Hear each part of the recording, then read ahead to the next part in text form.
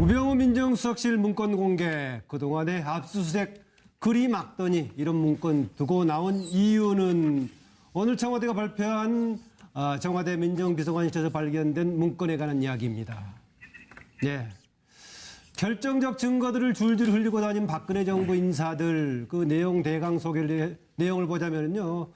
박근혜 정부의 삼성 지원 국정농단 문건 등 300여 종을 발견했다고 오늘 박수현 대변인이 발표했죠. 국민연금 의결권 관련 문건도 발견이 됐고 그 문학의 블랙리스트 개입 자료 이른바 그 용어에서는 뭐라고 돼 있냐면은 문화예술계 건전화 관련 발언으로 이렇게 돼 있습니다. 김영한 전 민정수석 간첩사건 무죄 판결 자필 메모 발견 문제고요. 청와대 이렇게 발견 자료에 대해서는 어떤 등급으로 구분이 됐느냐. 대통령 지정 기록물도 아니고 또 달리 비밀 등급 뭐 1, 2, 3등급이 있겠죠. 구분된 것이 아니어서 구분되기 전인지 아니면은 구분에 그냥 일반적인 공개 대상인지 아무것도 아닌지 분명치는 않습니다만은 비밀 등급이라든가 대통령 지정 기록물로 분리된 것은 아니다. 밑에 박근혜 전 대통령 나와 있네요. 또 뭐를 발견했어요? 또 우병우 전 민정수석 분명히 다 없애라고 했는데 우병우 전 수석이 공청에 나와가지고 그런 얘기했죠. 수첩은 다 없앤다, 파기한다. 뭐 이런 얘기까지 했었는데 이런 게 남아있던 얘기입니다. 박영수 특검 지금 이제 공판 일정에 딱 맞춰가지고 이런 추가 증거 자료가 나와서 감사한 입장 아니겠냐 그런 겁니다. 그동안에 계속 나는 모르는 일이라고 했던데 김기춘 실장 여전히 나는 모르는 일입니다라고 할까 하고 지금 이제 판례를 그렇게 만들어봤습니다. 추가 자료를 조금 더 보여 질문은 이겁니다. 압수수색 그렇게 막던 우병우 민정수석실 300종에 달하는 자료는 왜 두고 나왔을까? 이런 질문입니다. 민정비서관실 공간을 재배치하던 중 7월 3일 한 캐비닛에서 이전 정부 민정비서관실에서 생산한 문건을 발견했습니다. 300종에 육박합니다. 자필 메모로 된 부분은 대통령 기록물로 볼 수 없다는 판단에서 일부 내용을 공개합니다. 문화예술계 건전화로 문화융성 기반 정비, 고 김영한 민정수석의 자필 메모로 보이는 자료도 있습니다. 지금 제가 보여드리는 것이 그 자필 메모입니다. 이들 자료는 소위 최순실 국정농단 사건과 관련돼 있는 것으로 판단됩니다. 관련 자료들이 이번에 발견됨에 따라 그 사본을 검찰에 제출할 예정입니다. 예, 이렇게 그동안에 압수수색도 2번이나 가로막고 모든 문건을 파악했다고 하더니 300여 종에 달하는 이런 거 자료는 왜 두고 나왔을까라는 질문인데요. 네, 이종구 실장. 네, 공무원은 두 종류가 있다고 하죠. 어공과 늘공이랍니다. 어쩌다 공무원 된 사람과 그다음에 늘 공무원인 사람. 그런데 저는 오늘 이 300건의 일부 내용을 들여다봤더니 이번 공판, 그러니까 재판에서 결정적인 또 도움을 줄 수 있는 자료들이 있는 것 같아요. 그렇다면 예. 그렇게 이 파기를 했다고 하는 또 압수수색까지 거부하면서 이 자료들을 파기하려고 했는데도 불구하고 이것이 왜 남아 있을까? 예. 저는 늘공이 아니었을까? 어쩌다 공무원은 자신을 지키기 위해서 아마도 이런 자료를 다 파기했겠지만 늘공은 사실은 자신의 생존을 위해서 자료를 또 이렇게 갖고 있거나 혹은 자료를 연계시키려는 그런 늘공들이 있지 않을까 하는 그냥 조그마한 추측을 해봅니다. 네, 저는 언뜻 지금 어공, 늘공 나와서 혹시 공무원 직책이 익숙하지 않았던 어공의 실수일까 했더니 오히려 반대네요. 늘공이 오히려 의도적으로 남겼을 수도 있다 하는 얘기인데 그런데 왜 그거를 이제야 발견했을까라는 생각이 들기도 한데요. 어쨌든 간에 그렇게 압수수색까지 막고 모든 걸 폐기했다고 했던 청와대 이렇게 300여 종에 남겼을까? 고영식 교수님. 저는 정말 미스테리한 일입니다. 미스테리한 일이다. 그게 한두 개 같으면은 네. 또 남길 수도 있고 또 어떤 방금 이야기한 대로 어떤 늘 공무원이 쓱 몇 개 중요한 문서를 빼서 싹 놔둘 수도 있는데 네. 300종 아닙니까? 네. 그러면은 그것이 또 다른데 어디 무슨 창고 속에 있었던 것도 아니고 캐비넷에 있었다는 거 아닙니까? 그걸 못 볼 수가 없지 않습니까? 또 탄핵 기간 중에 또 대통령의 그런 기록물들이 전부 정리돼서 지금 옮겨가는 중이기 때문에 네. 문만 열어봐도 알 수 있는 일인데 그래서 임기 말 말하자면 대통령이 탄핵을 당한 이후 청와대의 어떤 공직 기강이 완전히 무너져 가지고 예. 나살 궁리만 하니까 다른 일은 난 몰라라. 그러니까 우병우 수석도 그런 문제야. 저런 서류 넘기고 이렇게 이관하는 것들은 아마 밑에서 했겠지 하고 아마 방심을 한 거 아닌가 그런 생각도 들고 예. 제가 내용을 뭐 자세히는 모르겠습니다만은 우병우 수석이라든가 민정수석실의 관계자들이 혹시 이거 별 영향가 없는 자료니까 네. 뭐 말하자면 비밀 도장 영향가가 있고 말하자면 상당히 중요한 문서 같으면 비밀 도장들이 다 찍히거든요. 1급, 2급, 3급 뭐 해가지고 네. 그런데 지금 그런 도장도 하나도 없었다는 것을 보면은 그 사람들 판단에서는 이건 뭐 크게 도움 안 되는 그런 자료라고 혹시 또 판단을 했는지 어쨌든 미스테리한 일입니다. 네, 별로 뭐 중요하지 않는 자리로 생각했을 수도 있겠다라 가능성을 했는데 보니까 여기는 심지어 그 세월호 가족 관련 대리기사 폭행 남부 지원에 했던 전략까지 들어있는데 굉장히 중요한 사안 같긴 합니다만은 오늘 새롭게 자리해온 양지열 변호사 어떻습니까? 지금 저는 누구냐 넌이라고 썼는데요. 예. 어차피 지금 좀 보죠. 상황에서는 추측을 할 수밖에 없는 그런 상황이기도 하고 저는 불현듯 그 생각이 들더라고요. 혹시라도 일종의 내부 고발자 같은 사람이 이런 일을 꾸민 게 아닌가. 왜냐하면 이정부 실장 비슷하네요. 왜냐하면 일부 뭐 이렇게 늘공이라고도 하셨지만 저는 실제로 이제 법조계에 있는 사람들 중에서 양심적으로 내야 될 자료가 있었을 때 예. 다른 문건과 섞어서 증거 자료를 쓱 수사기관에 내서 사실 본인이 속해 있는 조직에는 굉장히 해를 끼쳤지만 공익에 기여를 했던 사례들 몇 개 알고 있거든요. 예, 예. 혹시 그런 건 아닌가. 그렇지 않고는 저렇게 완벽한 기초 자료가 남아있을까 하는 생각이 예. 듭니다. 중요한 자료를 별로 쓸데없는 자료에 실수로 끼인 척해가지고 오히려 내부 고발했던 사례들도 있다. 그래서 혹시 이제 그런 사례가 아니겠냐라는 얘기인데. 네, 이재경 교수의 표정이 진지하네요. 네. 예. 뭐 다 앞서 말씀하신 분들 말씀에 일리가 있고요. 저는 이건 이제 그때 상황을 잠깐만 들여다보면요. 예. 우병우 전 민정수석이 2016년 작년 10월에 그만둬요. 그 후에 이제 최재경 검사가 민정수석을 잠깐 맡아요. 예. 그리고 또 얼마 안 있다가 조대환 변호사로 그렇죠. 바뀌어요. 그러니까 이제 이미 우병우가 계속 있었으면 저거 그냥 안 뒀을 거예요. 예. 우병우 나오고 난 다음에 그러니까 권력 말기 증세를 보이는 거죠. 이미 뭐. 그러니까 제가 보기에는 그런 가운데서 기강이 문란했고 아마 대충 하고 제대로 정리를 안 했고 그런 가운데에서 이 부분 문서들에 대해서 뭐 일일이 살펴보면서 판단을 누가 했겠습니까? 제가 보기에 이 문서는 어차피 우병우 전 민정수석이 있는 기간 동안 생산된 겁니다. 네. 민정비서관, 민정수석하면서. 그렇기 때문에 우병우가 정리를 못하고 간 거죠. 그 후에 사람들이 이게 중요한지 안 한지를 어떻게 판별합니까? 예. 그러니까 그래서 제가 볼 때는 또 탄핵 과정이 있고 하니까 말기 증세로 그냥 방치됐던 부분이다. 예. 그래서 지금 나온 거다. 저는 그렇게 그 얘기 듣고 보니까 국가안보실처럼 계속 현직을 유지하고 있었을 경우에는 이후에 가보니까 남아있는 자료가 아무것도 없더라 이런 얘기까지 했었죠. 그런데 마침 지금 지적한 대로 우병우 민정수석은 이미 그 국면에서는 그만뒀기 때문에 특별하게 꼼꼼하게 관리 못했다 이런 지적이 나오네요. 박상병 교수. 참 미스테리해요, 정말. 나란히 두 분 앉아가지고 미스테리 똑같은 얘기하시죠. 미스테리 쓰는 거 봤습니다. 저도 진짜 미스테리예요. 이게 방금 우리가 얘기했던 것처럼 누구 내부자에 의해서 이 중단 사실을 국민에게 알려야지 했다고 얘기하면 그 사람은 정말 양심적인 사람인 것 같아요. 예. 근데 그 얘기를 이렇게 했을까? 자료를 슬쩍 남겨두는 걸로.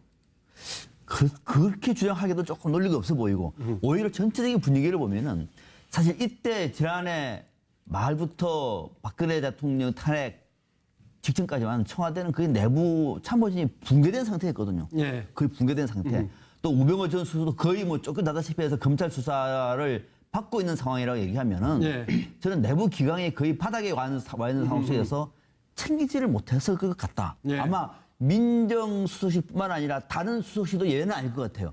이 부분도 다 없애라고 했는데 자료를 전부 다 키워내서 다 통째로 들어갈 수는 없으니까 막 챙기다가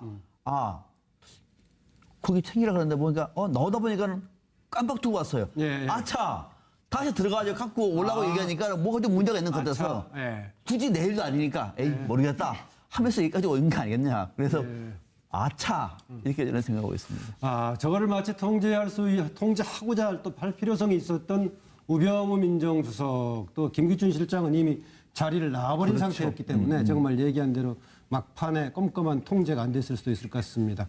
네, 차명진 전 의원. 이번에 최순실 사건에 관해서 우리가 가만히 들여다보면 중요한 결정적 자료, 증거가 어디서 나와요? 사실은 가장 보안을 취급해서 그 내용들을 관리해야 될 사람들 예. 한테서 나오잖아요. 어떤 것들이 있었지? 정호성 씨, 아하. 안종범 씨. 마찬가지입니다. 이게 우병우 수석과 관련된 그 민정수석실도 사실은 이번에 그 이 최순실 농단 사건이 터지면서 우병우 수석이 사실은 지침도 작성하잖아요. 이게 어떻게 해서 자료 파기하고. 예. 그런데 정작 어느 경우나 저는 그런 경우들 사실 여러분도 많았을 거예요. 정작 그런 것들을 관리해야 될 당사자들은 예. 오히려 보안의 의식에 좀 불철저한 경우들이 우리가 살면서 많이 보는데 네. 이 경우도 마찬가지예요. 그 우병우 수석의 그 민정수석실이 다른 데한테는 보안 철저하라고 하면서 예. 자기들은 이런 이제 이 보안에 소홀했다는 것이죠. 예. 그런데 문제는 이게 과연 최순실 사태의 그 진전을 시킬 수 있는 예. 그런 증거가 될 건가? 그래서 저는 거기에 대해서 이렇게 동의하지 않아요. 이것은 제가 볼 때 일정하게 각자가 자기 메모를 한 거기 때문에 예. 확정적으로 그것이 박근혜 전 대통령에게 전달된 내용인가? 예. 이 부분에서는 그 제가 볼 때 변호사가 아니지만 예. 그건 아니라고 그 되어지고요. 부분은 조금 이따 더 논의해 보기로 네, 하고요. 하여튼 예. 그래서 제 얘기는 왜 그 얘기를 하냐면 아마 이분들이 예. 이 부분에 대해서 철저하지 못했던 이유는 예. 물론 이게 다 이제 소각을 했어야 되겠지만 그런데 저 그림에 철저하지 저 못했던 이명박이라고 써 있는 캐비넷에는 종이가 한 이유는 딱 장밖에 안 하나밖에 나오는데 없었잖아요, 그죠? 어떤 예. 거 하나죠? 뭐 하나 이명박 정부 때 하나 있다더만요. 큰 거 예. 강도 있고 하던데요. 아닙니다. 하나 강은 있었어요. 아닌가요? 예. 예. 그다음에 이제 박근혜 정부 때 게 이제 대부분인데 이 캐비넷 속에 이 단서가 지금 나오고 있습니다. 예, 예. 그래서 이제 청와대에서는 이것을 이제 주의 깊게 관찰하고 있지만 예. 과연 이게 쓰레기인지 단서일지는 두고 보자. 두고 봐야 됩니다. 저는 뭐 예.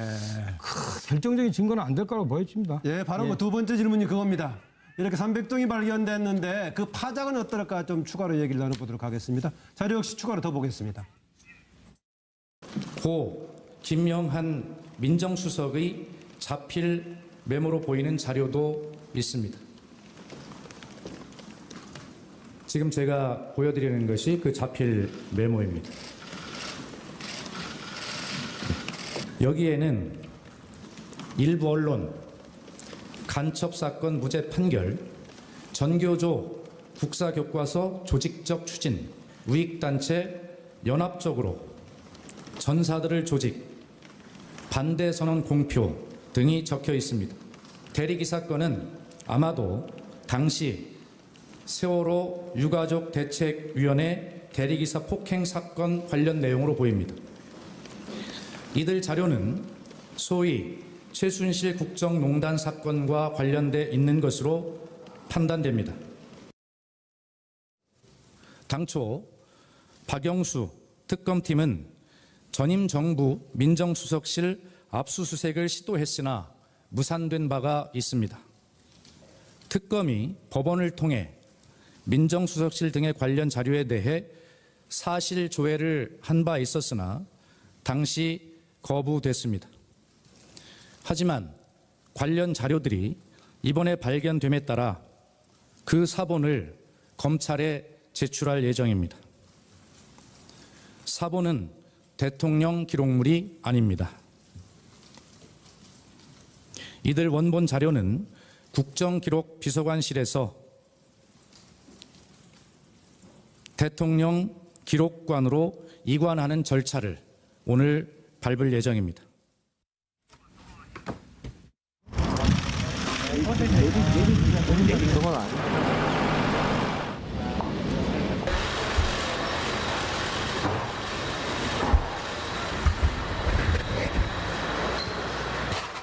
특검은 청와대 압수수색 불승인과 관련하여 대통령 권한대행에게 협조 공문을 송부한 이외에 여러 가지 방안을 논의하고 있는 중입니다. 청와대 압수수색은 보여주기식 수사가 아닌 수사상 필수 절차인 증거 수집 필요에 의한 것임을 다시 한번 강조드리는 바입니다. 예, 만약에 아까 제가 이게 어떤 식으로 분리됐는가 했을 때 아직 분류가 안 된 거라면은 대통령 기록물 관리법에 따라서 현재 보관되어 있는 아마 현 정부에서 아마 분류를 할 권한이 있지 않을까요? 양 변호사? 원래는 이제 대통령 기록물 관리에 관한 법률상으로는 예. 생산해낸 주체가 직접적으로 해야 되는데 예. 지금 이미 없어진 상황이고 없어졌으니까 이제 그때 보관의 주체가 야겠죠. 실제로도 지금 황교안 권한대행이 당시에도 했거든요. 생산 예. 주체는 아니지만 그렇기 때문에 말씀하신 것처럼 보관하고 있는 현재 정권에 사는 것 밖에 선택의 여지가 없는 거죠. 파장은 지금 어떻게 보십니까? 저는 맞은편이라는 표현을 썼는데요. 점단을 크게 찍어보기도 했고요. 예. 이게 일정을 두고 한 1년간에 걸쳐서 300여 건입니다. 예. 그리고 일종의 업무의 기초 자료 같은 형태로 작성이 된 것 같아요. 예. 그러니까 지금 안종범 전 수석의 수첩 같은 경우는 박 전 대통령이 불러준 거라서 지금 증거 능력이나 신빙성이나 내용에 관해서 다툼이 많은데 저거는 일종의 아주 러프, 아주 기초적인 사항의 지시와 앞으로 어떻게 할지를 적어놓은 거라서 그거를 적은 일자와 그 이후에 민정수석실 내진 청와대가 어떤 일을 했는지를 비교를 해보면 저거의 증거 가치 같은 것들이 바로 나올 수 있는 내용이 될 것 같아요. 그럼 안종범 수첩보다 이게 증거 능력이 강하다. 예, 더 셀 것 같습니다. 그렇게 보고 있군요. 네, 이재경 교수. 예, 저도 뭐 우리 양 변호사님 말씀처럼 이게 상당한 직간접적인 정황 증거로서 역할을 할 것이다라고 보여집니다. 그러니까 공식적으로 민정비서관실, 민정수석실에서 생산한 문건입니다. 그리고 저 기간이 우병우 민정비서관 때 시작돼요. 예. 그리고 우병우 민정수석 때. 묘하게도 기간이 우병우 재직 기간에 안에 들어 있습니다. 저 지금 문건 발견된 300건이. 저기 아마 오늘 공개한 내용은 제가 볼 때 어쩌면은 빙산의 일각을 공개했다. 저는 이렇게도 보고요. 예. 다 그렇게 지우고 압수수색을 거부했는데 발견된 게 저 정도면 파쇄시키거나 디가우징 한 거는 엄청난 것일 것이다라고 미루어 짐작도 가능하고요. 그래서 어쨌든 이 발견된 핵심적인 부분 뭐 이미 보도됐지만 삼성의 경영권 승계 문제를 기회로 활용하자는 얘기. 그다음에 블랙리스트 관련된 부분. 네. 보수 정권을 지지하는 쪽 그룹을 만들고 지원하자는 얘기. 그리고 세월호 유가족 대리기사 대책 관련. 뭐. 이런 세 가지 부분은요. 바로 지금 국정농단의 핵심과 맞닿아 있고 재판과 연관이 돼 있지 않습니까? 시기적으로도 그렇고. 그래서 저는 상당한 직간접적 정황 증거로서 작용할 거다. 네, 이종훈 실장. 앞서 두 분 교수님께서 뭐 이렇게 그 기강회의라든지 또는 실수라든지 이렇게 이 자료들을 판단하시는데 어떻게 남아있을까 했을 때. 저는 좀 그렇게 그 생각이 안 미치는 게 만약에 청와대가 이양하면서 문서를 없앤다면 그건 무조건 민정수석실 자료부터 없앨 겁니다. 예. 왜냐하면 사정이라든지 여러 가지 그런 그 정보 사정한 흔적 이런 것들이 있기 때문에 예. 두 번째는 압수수색을 지금 검찰이 2번이나 하지 않습니까? 근데 그걸 거부를 해요. 거부를 하는데 압수수색 대상이 어디예요? 민정수석실입니다. 그럼 그 민정수석실에 지키려고 했던 것이 있기 때문에 압수수색을 거부했다면 예. 그것부터 사실은 없앴을 겁니다. 근데 살아있다? 분명히 저는 뭔가 이 살아있는 이유가 따로 있을 것 같고요. 예. 자, 이 질문에 대한 답은 이렇습니다. 어찌됐든 뭐 미스터리가 아니고 이건 이 세 가지가 지금 맞물려서 돌아가요. 첫 예. 번째 면세점 특허 조작했다고 감사원이 발표한 것. 예. 두 번째 바로 정유라가 이제 불리한 최순실의 불리한 증언을 하고 세 번째 오늘 청와대 캐비닛 발표가 일어납니다. 이 세 가지에 맞닿는 건 지금의 재판 과정에서 어찌됐든 최순실 박근혜 전 대통령의 재판의 하나의 터닝 포인트 이 세 가지가 한꺼번에 맞으면서 굉장히 큰 파장이 시너지 서로 시너지가 돼서 파장이 일 것이다. 어쩔 수 없이 그런데 어떻게 이렇게 하루 이틀 사이에 이게 딱 세 가지가 딱 맞물렸을까? 그것도 참 기이합니다. 얘기하신 대로 지금 추가로 지금 세 가지 요인이 생겼죠. 특히 면세점 특허 관련 조작 문제는 감사원에서 감사 결과 밝혀진 거고 청와대 캐비넷에서 나온 지금 새로운 300여 종의 자료는 이번에 나온 거고요. 정유라의 배방 관련은 조금 해석에 좀 논란의 여지가 있어 보이니까 그걸 나중에 얘기하기를 하고요. 네, 박상명 교수. 네, 지금 이 내용이 당초에 우리가 지금 민정수석실에서 어떤 일이 있었는지 정말로 뇌물죄와 관련해서 청와대에서 무슨 일이 있었는지 어떤 지시가 있었는지에 대해서만큼은 안종범 수첩하고 일부 인사들이 정언하고 김영한 전 민정수석의 비방론 이런 거 외에는 지금 아차가 없지 않습니까? 정말로 중요한 민정수석실에서 나왔던 자료는 대부분이 다 압수수색도 안 됐습니다. 자료도 대통령 기록관으로 다 넘겨버렸어요, 그냥. 아무것도 지금 없는 거예요. 이런 와중에 고의로 두고 갔는지 아니면 아차로 두고 갔는지는 모르겠으나 아무튼 거기서 300여 종의 문건이 나왔다. 이거는 뭐냐면은 요 타이밍이 삼성의 합병과 관련돼 있던 바로 직전입니다. 그렇다고 얘기하면 당시의 상황을 알 수 있는 결정적인 증거물이다. 그래서 저는 딱 걸렸다 이렇게 보고 있습니다. 네. 제가 고 교수님. 이 문서가 지금 한 10여일 전에 발견이 됐다는 거 아닙니까? 청와대에서. 그래서 그렇다고 한다면 한 10여일 동안에 청와대에서 충분히 문서 전체에 대한 검토 작업이 있었을 것이고 그중에 문서를 복사를 해서 지금 갖고 있고 복사된 문건은 검찰로 넘겼다는 것이거든요. 더군다나 지금 우병우 수석이 나간 뒤에 최재경 민정수석 때 이 자료들이 말하자면 남겨져 있었다고 본다면은 네. 이 자료 가치는 제가 뭐 그 내용을 보지를 않아서 모르겠습니다만은 네. 상당히 중요할 것이다. 말하자면 민정수석실에 대한 압수수색까지도 거부하는 상황 속에서 남겨진 자료이기 때문에 네. 더군다나 우병우 수석이 남긴 것도 아니고 우병우 수석은 이미 떠난 뒤에 최재경 수석실의 시절에 남겨진 자료라고 한다면 어떻게 보면 고의적으로 좀 남긴 것 아닌가 하는 생각도 들기 때문에 그동안 박근혜, 김기춘, 우병우 다 모르쇠로 일관해온 사람입니다. 그 모르쇠를 깰 아마 스모킹건 결정적인 또 증거 자료가 될 수도 있겠다는 생각을 합니다. 네, 조대한 수석 전에 중간에 있던 최재경 수석의 경우에는 본인이 할 의사가 있는지 없는지 왔다 갔다 하다가 이제 그냥 넣게 했는데요. 아까 보니까 그 스모킹하다 모자 들어가니까 모르쇠도 이제 모로쇠가 됐네요. 차명진 전 의원. 네. 실제 이렇습니다. 뭐 열흘 동안 검토했다는데 검토해서 제대로 된 내용이 있었으면 예. 공개했겠죠. 근데 제가 보니까 박수현 대변인이 공개한 내용을 이렇게 보니까 발견은 7월 3일 날 한 거죠? 예, 그동안에 우리가 들었던 예컨대 뭐 그 이 우병우 메모라든가 뭐 더 안종범 메모라든가 정호성 녹취라든가 그다음에 우병우 전에 이 김영한 수석 메모라든가 그런 내용하고 뭐 별 차이 없고 그런 내용보다는 더 난잡한 내용인데 만약에 무슨 청와대 공식 문건이 뭐 숨겨져 있었으면 그거 공개했겠죠. 그래서 제가 볼 땐 하여튼 저는 뭐 이것이 실제 아마 재판의 단서로도 좀 작용 못할 거다. 네. 그리고 그런데 이걸 왜 굳이 네. 그냥 법원에 넘기든지 네. 아니면 뭐 국가기록물로 이렇게 하든지 안 하고 이렇게 청와대 대변인께서 그 바쁘신 와중에 이걸 공개했을까? 뭔가 좀 이게 최근에 불편한 이슈를 좀 덮으려는 그런 게 있지 않나라고 저는 강하게 의심합니다. 지금 그동안에 청와대 새 정부가 들어갔을 때 아무 자료가 없다고 문제를 제기했는데 새 자료가 발견됐으면은 당연히 이거 발표하고 또 지금 검찰의 재판하고 관련된 거면은 넘겨주는 게 맞지 않을까요, 차이는? 그냥 넘기면 되죠. 이걸 무슨 뭐 브리핑까지 합니까? 오케이. 별 아니, 의미가 근데 없는데. 그런 게 발견되면요.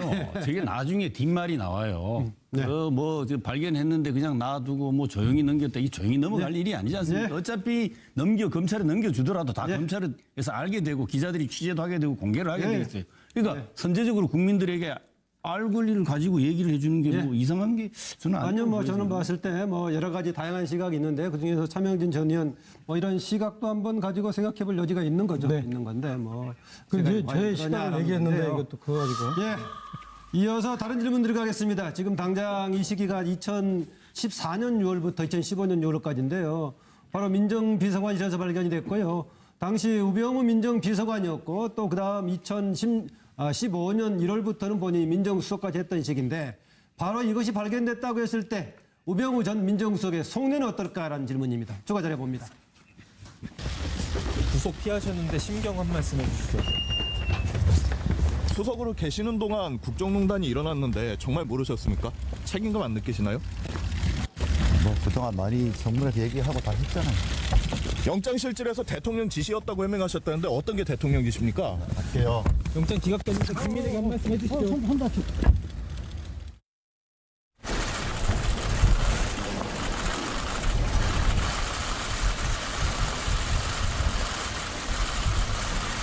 영장이 자꾸 기각되는 건 본인이 청량하십니까? 검찰의 의지가 없으십니까?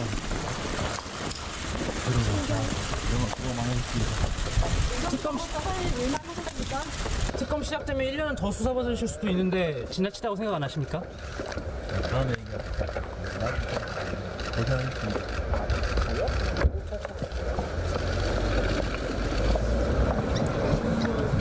예, 두 번에 걸쳐서 해가지고 두 번 다 기각이 됐을 때 지금 이제 인터뷰했던 내용인데요. 어쨌든 뭐 그 이전에 청문회 등에서도 뭐 여러 가지 자료를 확실하게 파악했다. 오히려 그것이 본인의 원칙이었다. 수첩 혹시 있느냐 질문했을 때도 그렇게 얘기했는데 더구나 지금 본인이 직접 관련된 소지가 큰 민정비서관실에서 발견된 것이기 때문에 당사자인 우병우 전 민정수석은 어떤 생각일까 이런 질문이었는데요. 이정우 실장. 가장 사실 이번 최순실 게이트에서 가장 큰 책임을 져야 할 우병우 수석입니다. 그런데 가장 적게 지금 책임이 돌아가고 있어요. 예. 보면 불구속만이 아니라 지금 해당되는 어떤 혐의도 사실은 뭐 직권남용이라는 죄로 우병우 수석을 이렇게 할 수 있는 정도의 어떤 지금 이 여죄가 아니지 않습니까? 그런데 어찌됐든 또다시 이렇게 다 우병우 수석의 이름이 다시 계속되는 건 그만큼 우리가 아직도 미진하다는 거죠. 우병우 수석이 실제로 행한 것과 또 최순실과의 관련 아직도 밝혀야 될 것이 많은데 이번에 과연 그럴 수 있을 것이냐는 건 차치하고라도 계속 우병우 수석에 대한 어떤 이야기가 나올 수밖에 없다. 왜? 아직도 진실이 안 드러났기 때문에 라고 생각이 듭니다. 네, 특히 우병우 전 민정수석 관련해서는 그렇죠. 지금 속보가 나왔는데요. 그동안에 문재인 대통령 순방 결과에 대해서 여야 정당 대표들에게 설명하는 자리 갖자. 또 최근에 전국 푸는 계기로 삼을 수도 있다 이런 얘기했다가 날짜를 서로 잡지 못하고 있었죠. 야당에서 합의가 조금 안 됐고 했었는데 보니까 19일 날 오전에 5당 대표를 청와대로 초청하기로 했다라고 지금 발표가 됐습니다. 아마 5당들과 협의가 돼가지고 합의가 됐기 때문에 이렇게 19일로 오전으로 정한 것 같습니다. 뭐 핵심 내용은 여러 가지 되겠지만 기본적으로는 지금 한미 정상회담에서 G20 회담으로 이어졌던 정상 외교, 순방 외교에 대한 성과와 향후 아마 과제에 대해서 국회에 협력을 부탁하는 자리가 아닐까. 더불어서 최근 어려웠던 국회 공정관계에 관한 또 여러 가지 소회도 아마 얘기할 자리가 될 것으로 보입니다. 계속해서 이어갑니다. 우병우 전 민정수석의 속내론 했는데 차명진 의원 준비했다고 하더니 색깔 덧칠하고 있네요. 네, 알겠습니다. 간단하게 얘기했습니다. 저는 이제 이 문제와 관련해서 우병우 수석의 속내가 뭐냐, 그 우병우 수석에 대해서 뭐 판단하지 마시고 속내를 한번 읽어봤으면 하는데, 아니 질문이 그거예요. 근데 위에 노 프로블럼 우리말로 무슨 뜻입니까? 문제 없어. 문제 없다. 이분이 사실은 검찰과 언론의 온갖 사실은 집중적인 공격에도 불구하고 살아남았어요 지금. 그죠? 구속 2번 안 되면서. 그만큼 그 자기 주변 관리가 철저한 분입니다. 이분이 혐의가 있건 없건 간에. 그런데 그동안에 철저했던 김기춘 실장도 막판에는 무너지던데요?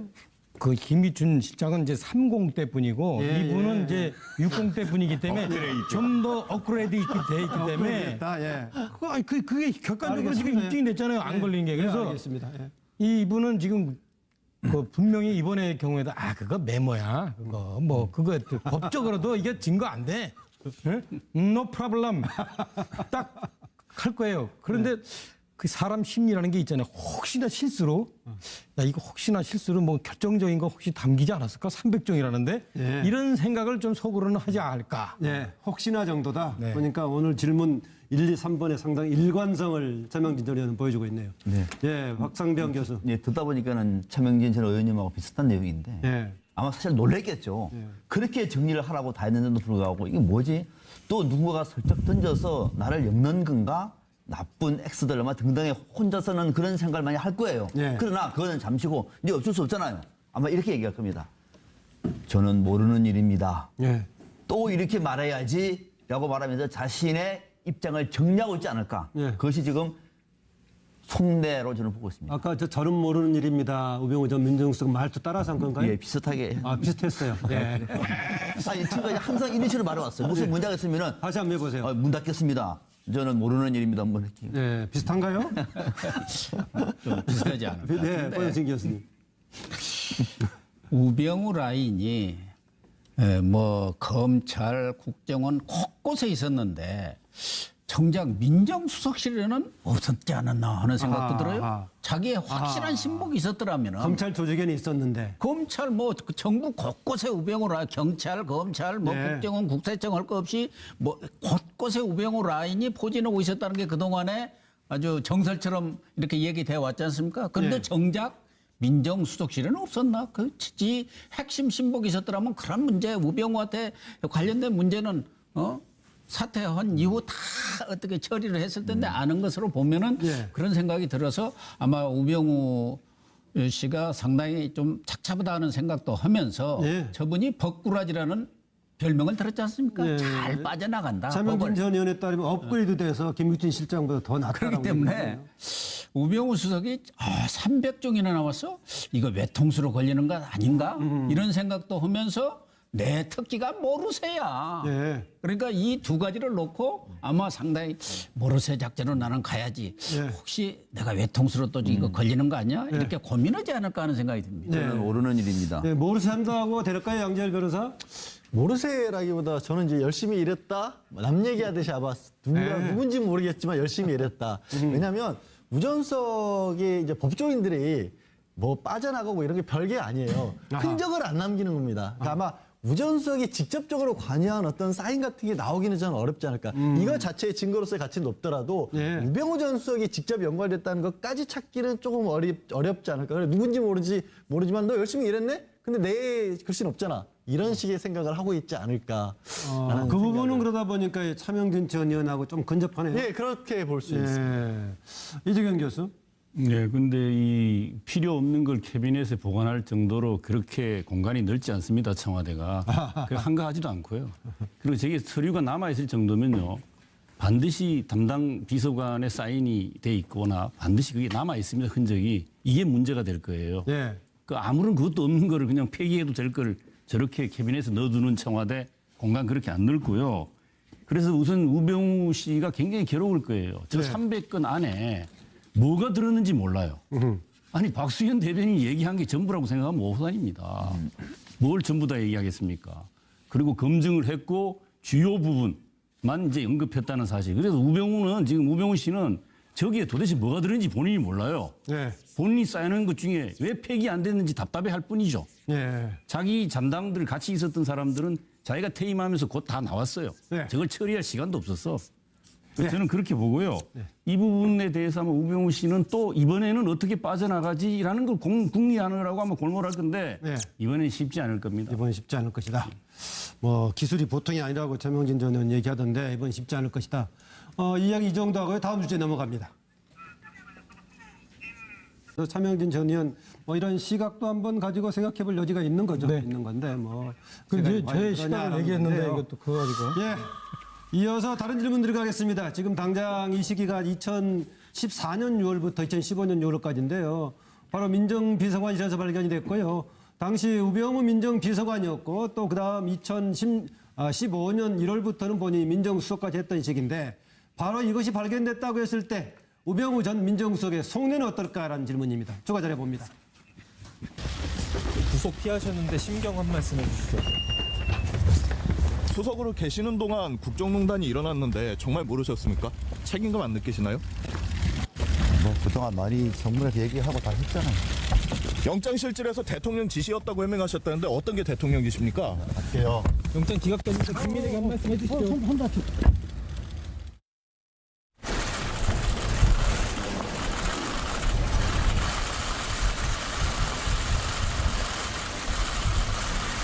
영장이 자꾸 기각되는 건 본인이 청렴하십니까? 검찰의 의지가 없으십니까?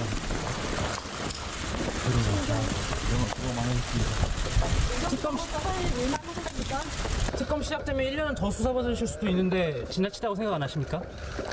다음에 고생하셨습니다.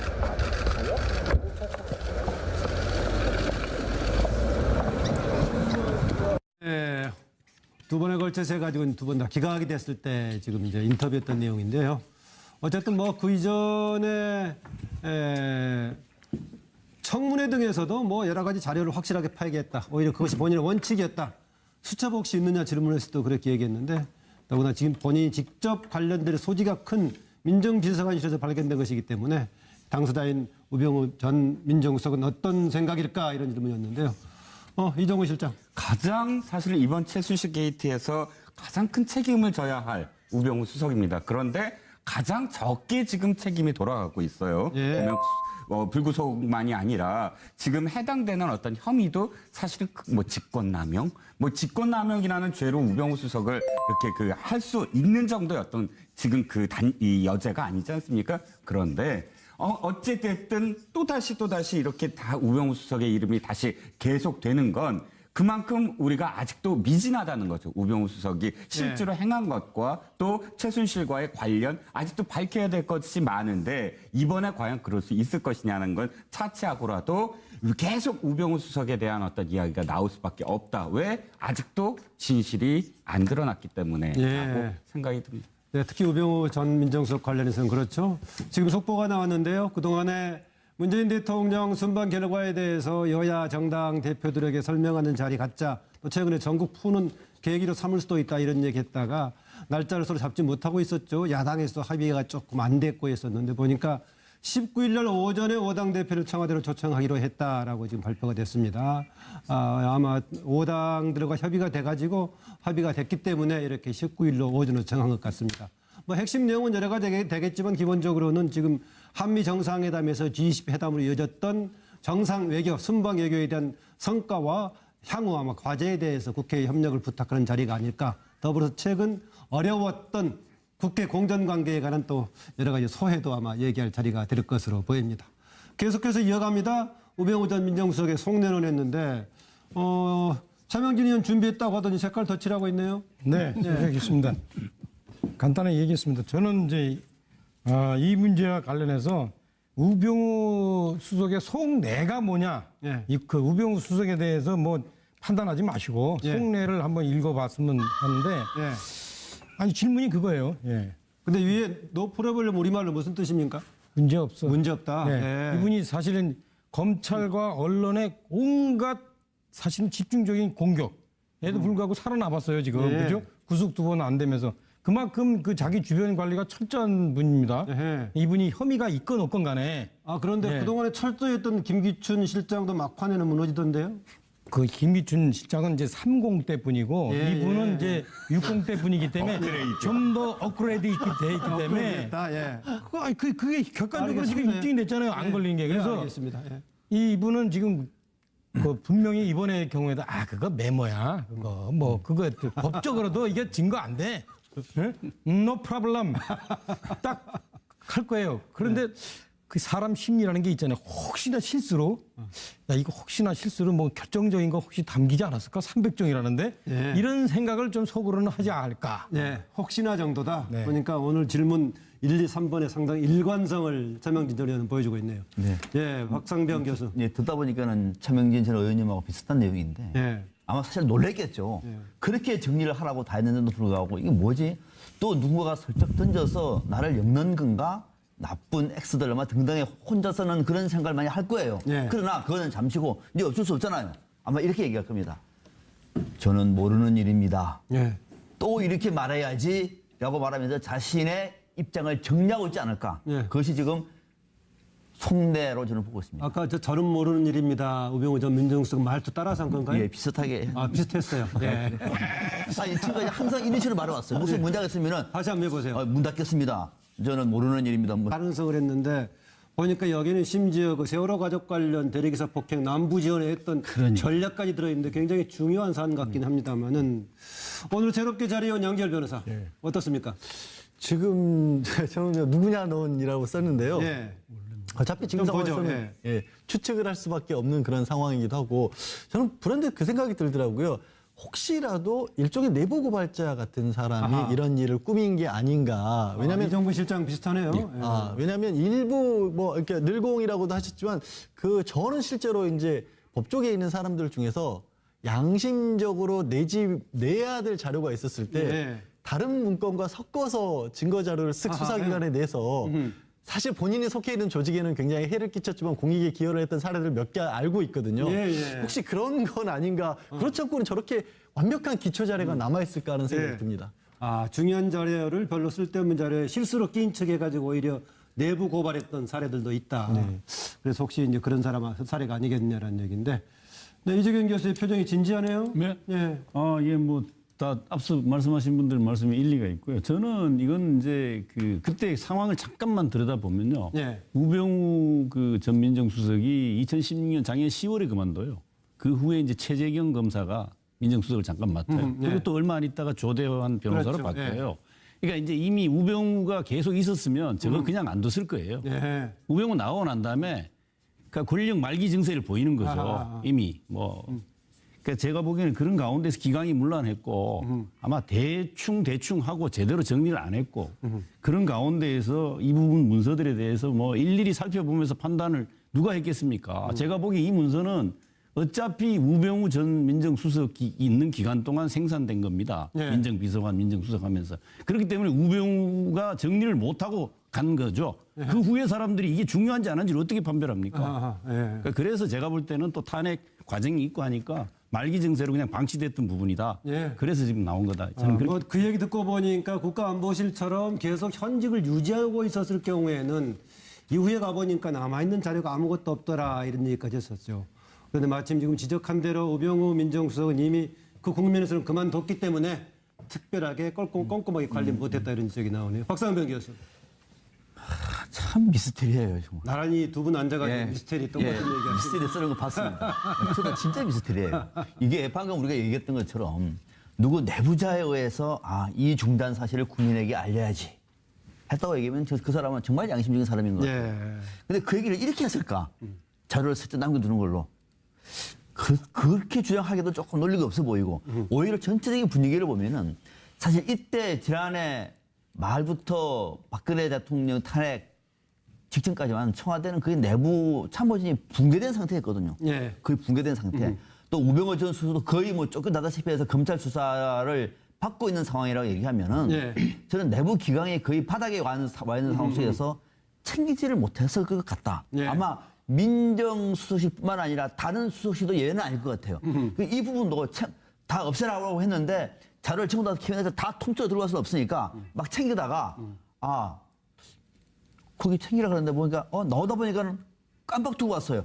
아차 다시 들어가서 갖고 오려고 얘기하니까 뭐가 좀 문제가 있는 것 같아서 굳이 내일도 아니니까 에이 모르겠다 하면서 여기까지 온 거 아니겠냐. 그래서 아차 이렇게 저는 생각하고 있습니다. 저거를 마치 통제하고자 할 필요성이 있었던 우병우 민정수석 또 김기춘 실장은 이미 자리를 놔버린 상태였기 때문에 정말 얘기한 대로 막판에 꼼꼼한 통제가 안 됐을 수도 있을 것 같습니다. 네, 차명진 전 의원.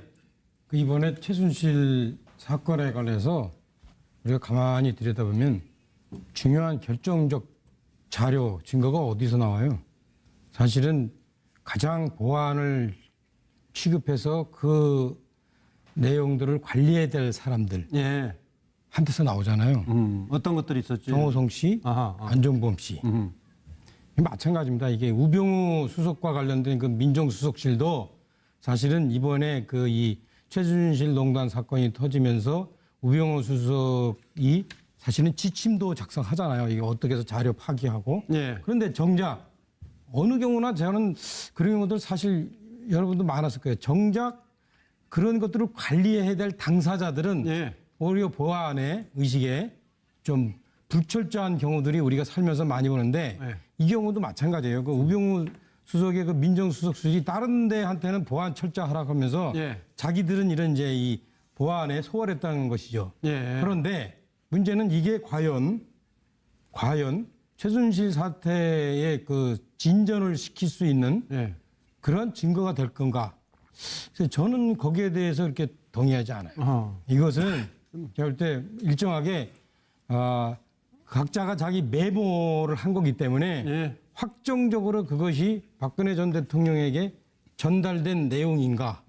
이 부분에서는 제가 볼 때 변호사가 아니지만 그건 아니라고 되어지고요. 그 부분은 조금 이따 더 논의해보기로 하고요. 하여튼 그래서 제 얘기는 왜 그 얘기를 하냐면 아마 이분들이 이 부분에 대해서 철저하지 못했던 이유는 물론 이게 다 이제 소각을 했어야 되겠지만 그런데 저 그림에 이명박이라고 써 있는 캐비넷에는 종이가 하나밖에 없었잖아요, 그죠? 어떤 거 하나죠? 뭐 하나 이명박 정부 때 하나 있다더만요. 큰 거 강도 있고 하던데요. 아닙니다. 하나 강은 있었고. 아닌가요? 그다음에 이제 박근혜 정부 때 게 이제 대부분인데 이 캐비넷 속에 이 단서가 지금 나오고 있습니다. 예, 예. 그래서 이제 청와대에서는 이것을 이제 주의 깊게 관찰하고 있지만 예. 과연 이게 쓰레기인지 단서일지는 두고 보자. 두고 봐야 됩니다. 저는 뭐 예. 결정적인 증거는 안 될 거라고 보여집니다. 예, 바로 뭐 두 번째 질문이 그겁니다. 이렇게 300종이 발견됐는데 그 파장은 어떨까 좀 추가로 얘기를 나눠보도록 하겠습니다. 자료 역시 추가로 더 보겠습니다. 고 김영한 민정수석의 자필 메모로 보이는 자료도 있습니다. 지금 제가 보여드리는 것이 그 자필 메모입니다. 여기에는 일부 언론, 간첩사건 무죄 판결, 전교조 국사교과서 조직적 추진, 우익단체 연합적으로 전사들을 조직, 반대 선언 공표 등이 적혀 있습니다. 대리기 사건은 아마도 당시 세월호 유가족 대책위원회 대리기사 폭행 사건 관련 내용으로 보입니다. 이들 자료는 소위 최순실 국정농단 사건과 관련돼 있는 것으로 판단됩니다. 당초 박영수 특검팀은 전임 정부 민정수석실 압수수색을 시도했으나 무산된 바가 있습니다. 특검이 법원을 통해 민정수석실 등의 관련 자료에 대해 사실 조회를 한 바 있었으나 당시 거부됐습니다. 하지만 관련 자료들이 이번에 발견됨에 따라 그 사본을 검찰에 제출할 예정입니다. 사본은 대통령 기록물이 아닙니다. 이들 원본 자료는 국정기록비서관실에서 대통령 기록관으로 이관하는 절차를 오늘 밟을 예정입니다.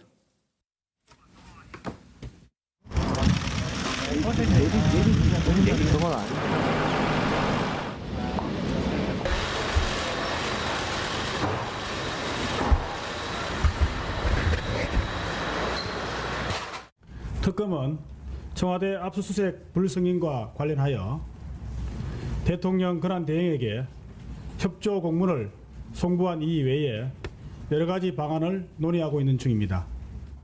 청와대 압수수색은 보여주기식 수사가 아닌 수사상 필수 절차인 증거 수집 필요에 의한 것임을 다시 한번 강조드리는 바입니다. 예, 만약에 아까 제가 이게 어떤 식으로 분리됐는가 했을 때 아직 분류가 안 된 거라면은 대통령 기록물 관리법에 따라서 현재 보관되어 있는 아마 현 정부에서 아마 분류를 할 권한이 있지 않을까요? 양 변호사? 원래는 이제 대통령 기록물 관리관은 법률상으로는 예. 생산해낸 주체가 직접적으로 해야 되는데 예. 지금 이미 없어진 상황이라서 없어졌으니까 이제 그때 보관의 주체가 해야겠죠. 실제로도 지금 황교안 권한대행이 당시에도 했거든요. 생산 예. 주체는 아니지만 그렇기 때문에 말씀하신 것처럼 보관하고 있는 현재 정권에 사는 것 밖에 선택의 여지가 없는 거죠. 파장은 지금 어떻게 보십니까? 저는 마침표라는 표현을 썼는데요. 점단을 크게 찍어보기도 했고요. 예. 이게 일정을 두고 한 1년간에 걸쳐서 300여 건입니다. 예. 그리고 일종의 업무의 기초 자료 같은 형태로 작성이 된 것 같아요. 예. 그러니까 지금 안종범 전 수석의 수첩 같은 경우는 박 전 대통령이 불러준 거라서 지금 증거 능력이나 신빙성이나 내용에 관해서 다툼이 많은데 저거는 일종의 아주 러프, 아주 기초적인 사항의 지시와 앞으로 어떻게 할지를 적어놓은 거라서 그거를 적은 일자와 그 이후에 민정수석실 내진 청와대가 어떤 일을 했는지를 비교를 해보면 저거의 증거 가치 같은 것들이 바로 나올 수 있는 내용이 될 것 같아요. 그럼 안종범 수첩보다 이게 증거 능력이 강하다. 예, 더 셀 것 같습니다. 아, 그렇게 보고 있군요. 네, 이재경 교수. 예, 저도 뭐 우리 양 변호사님 말씀처럼 이게 상당한 직간접적인 정황 증거로서 역할을 할 것이다라고 보여집니다. 그러니까 공식적으로 민정비서관실, 민정수석실에서 생산한 문건입니다. 그리고 저 기간이 우병우 민정비서관 때 시작돼요. 예. 그리고 우병우 민정수석 때. 묘하게도 기간이 우병우 재직 기간에 안에 들어 있습니다. 저 지금 문건 발견된 300건이.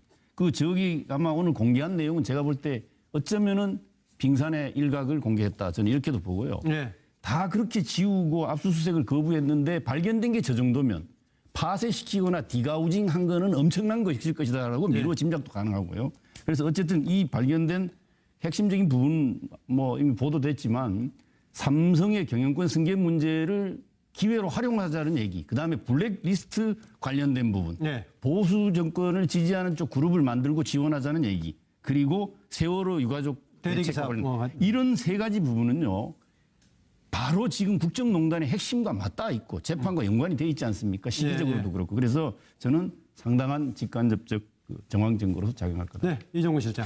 앞서 두 분 교수님께서 뭐 이렇게 그 기강회의라든지 또는 실수라든지 이렇게 이 자료들을 판단하시는데 어떻게 남아있을까 했을 때. 저는 좀 그렇게 그 생각이 안 미치는 게 만약에 청와대가 이양하면서 문서를 없앤다면 그건 무조건 민정수석실 자료부터 없앨 겁니다. 우병우 민정수석실 문건 공개, 그동안의 압수수색 그리 막더니 이런 문건 두고 나온 이유는 오늘 청와대가 발표한 청와대 민정비서관실에서 발견된 문건에 관한 이야기입니다. 예. 결정적 증거들을 줄줄 흘리고 다닌 박근혜 정부 인사들 그 내용 대강 소개를 내용을 보자면요. 박근혜 정부의 삼성 지원 국정농단 문건 등 300여 종을 발견했다고 오늘 박수현 대변인이 발표했죠. 국민연금 의결권 관련 문건도 발견이 됐고 그 문학의 블랙리스트 개입 자료 이른바 그 용어에서는 뭐라고 돼 있냐면은 문화예술계 건전화 관련 발언으로 이렇게 돼 있습니다. 김영한 전 민정수석 간첩 사건 무죄 판결 자필 메모 발견 문제고요. 청와대 이렇게 발견 자료에 대해서는 어떤 등급으로 구분이 됐느냐. 대통령 지정 기록물도 아니고 또 달리 비밀 등급 뭐 1, 2, 3등급이 있겠죠. 구분된 것이 아니어서 구분되기 전인지 아니면은 구분에 그냥 일반적인 공개 대상인지 아무것도 아닌지 분명치는 않습니다만은 비밀 등급이라든가 대통령 지정 기록물로 분리된 것은 아니다. 밑에 박근혜 전 대통령 나와 있네요. 또 뭐를 발견했어요? 또 우병우 전 민정수석 분명히 다 없애라고 했는데 우병우 전 수석이 공청에 나와가지고 그런 얘기했죠. 수첩은 다 없앤다, 파기한다. 뭐 이런 얘기까지 했었는데 이런 게 남아있던 얘기입니다. 박영수 특검 지금 이제 공판 일정에 딱 맞춰가지고 이런 추가 증거 자료가 나와서 감사한 입장 아니겠냐 그런 겁니다. 그동안에 계속 나는 모르는 일이라고 했던데 김기춘 실장 여전히 나는 모르는 일입니다라고 할까 하고 지금 이제 판례를 그렇게 만들어 봤습니다. 추가 자료를 조금 더 보여 질문은 이겁니다. 압수수색 그렇게 막던 우병우 민정수석실 300종에 달하는 자료는 왜 두고 나왔을까? 이런 질문입니다. 민정비서관실 공간을 재배치하던 중 7월 3일 한 캐비닛에서 이전 정부 민정비서관실에서 생산한 문건을 발견했습니다. 300종에 육박합니다. 자필 메모로 된 부분은 대통령 기록물로 볼 수 없다는 판단에서 일부 내용을 공개합니다. 문화예술계 건전화로 문화융성 기반 정비, 고 김영한 민정수석의 자필 메모로 보이는 자료도 있습니다. 지금 제가 보여드리는 것이 그 자필 메모입니다. 이들 자료는 소위 최순실 국정농단 사건과 관련돼 있는 것으로 판단됩니다. 관련 자료들이 이번에 발견됨에 따라 그 사본을 검찰에 제출할 예정입니다. 예, 이렇게 그동안에 압수수색도 2번이나 가로막고 모든 문건을 파악했다고 하더니 300여 종에 달하는 이런 거 자료는 왜 두고 나왔을까라는 질문인데요. 네, 이종훈 실장. 네, 공무원은 두 종류가 있다고 하죠. 어공과 늘공이랍니다. 어쩌다 공무원 된 사람과 그다음에 늘 공무원인 사람. 그런데 저는 오늘 이 300건의 일부 내용을 들여다봤더니 이번 공판, 그러니까 재판에서 결정적인 또 도움을 줄 수 있는 자료들이 있는 것 같아요. 그렇다면 그렇게 이 파기를 했다고 하는 또 압수수색까지 거부하면서 이 자료들을 파기하려고 했는데도 불구하고 이것이 왜 남아 있을까? 저는 늘공이 아니었을까? 어쩌다 공무원은 자신을 지키기 위해서 아마도 이런 자료를 다 파기했겠지만 늘공은 사실은 자신의 생존을 위해서 자료를 또 이렇게 갖고 있거나 혹은 자료를 연계시키려는 그런 늘공들이 있지 않을까 하는 그냥 조그마한 추측을 해봅니다. 네, 저는 언뜻 지금 어공 늘공 나와서 혹시 공무원 직책이 익숙하지 않았던 어공의 실수일까 했더니 오히려 반대네요. 늘공이 오히려 의도적으로 남겼을 수도 있다라는 얘기인데 그런데 왜 그거를 이제야 발견했을까라는 생각이 들기도 한데요. 어쨌든 간에 그렇게 압수수색까지 막고 모든 걸 폐기했다고 했던 청와대 이렇게 300여 종이 남겼을까? 고영식 교수님. 저는 정말 미스테리한 일입니다. 미스테리한 일이다. 그게 한두 개 같으면은 네. 또 남길 수도 있고 또 어떤 방금 이야기한 대로 어떤 늘 공무원이 썩 몇 개 중요한 문서를 빼서 싹 놔둘 수도 있는데 300종 아닙니까? 네. 그러면은 그것이 또 다른데 어디 무슨 창고 속에 있었던 것도 아니고 캐비넷에 있었다는 거 아닙니까? 그걸 못 볼 수가 없지 않습니까? 또 그 탄핵 기간 중에 또 대통령의 그런 기록물들이 전부 정리돼서 지금 옮겨가는 중이기 때문에 문만 열어봐도 알 수 있는 일인데 그래서 임기 말하자면 대통령이 탄핵을 당한 이후 청와대의 어떤 공직 기강이 완전히 무너져 가지고 나 살 궁리만 하니까 다른 일은 난 몰라라. 그러니까 우병우 수석도 그런 문제야. 저런 서류 넘기고 이렇게 이관하는 것들은 아마 밑에서 했겠지 하고 아마 방심을 한 거 아닌가 그런 생각도 들고 제가 내용을 뭐 자세히는 모르겠습니다만은 우병우 수석이라든가 민정수석실의 관계자들이 혹시 이거 별 영향가 없는 자료니까 뭐 말하자면 비밀 도장 영향가가 있고 말하자면 상당히 중요한 문서 같으면 비밀 도장들이 다 찍히거든요. 1급, 2급, 3급 뭐 해가지고 그런데 지금 그런 도장도 하나도 없었다는 것을 보면은 그 사람들 판단에서는 이건 뭐 크게 도움 안 되는 그런 자료라고 혹시 또 판단을 했는지 어쨌든 미스테리한 일입니다. 네, 별로 뭐 중요하지 않는 자리로 생각했을 수도 있겠다라고. 왜냐하면 사정이라든지 여러 가지 그런 그 정보, 사정한 흔적 이런 것들이 있기 때문에 두 번째는 압수수색을 지금 검찰이 2번이나 하지 않습니까? 그런데 그걸 거부를 해요. 거부를 하는데 압수수색 대상이 어디예요? 민정수석실입니다. 그럼 그 민정수석실에 지키려고 했던 것이 있기 때문에 압수수색을 거부했다면 그것부터 사실은 없앴을 겁니다. 근데 살아있다? 분명히 저는 뭔가 이 살아있는 이유가 따로 있을 것 같고요. 자, 이 질문에 대한 답은 이렇습니다.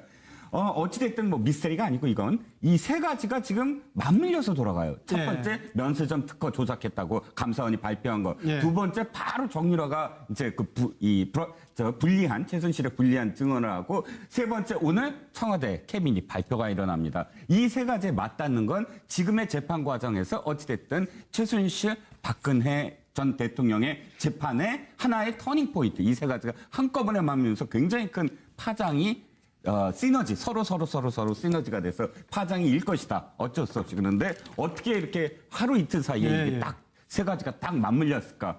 그것도 참 기이합니다. 얘기하신 대로 지금 추가로 지금 세 가지 요인이 생겼죠. 특히 면세점 특허 관련 주장 문제는 감사원에서 감사 결과가 밝혀진 거고 청와대 캐비넷에서 나온 지금 새로운 300여 종의 자료는 이번에 나온 거고요. 정유라의 배방 관련은 조금 해석에 좀 논란의 여지가 있어 보이니까 그걸 나중에 얘기하기를 하고요. 박상명 교수. 네, 지금 이 내용이 당초에 우리가 지금 민정수석실에서 어떤 일이 있었는지 정말로 뇌물죄와 관련해서 청와대에서 무슨 일이 있었는지 어떤 지시가 있었는지에 대해서만큼은 안종범 수첩하고 일부 인사들이 정언하고 김영한 전 민정수석의 비망론 이런 거 외에는 지금 아차가 없지 않습니까? 정말로 중요한 민정수석실에서 나왔던 자료는 대부분이 다 압수수색도 안 됐습니다. 자료도 대통령 기록관으로 다 넘겨버렸어요. 그냥 아무것도 지금 없는 거예요.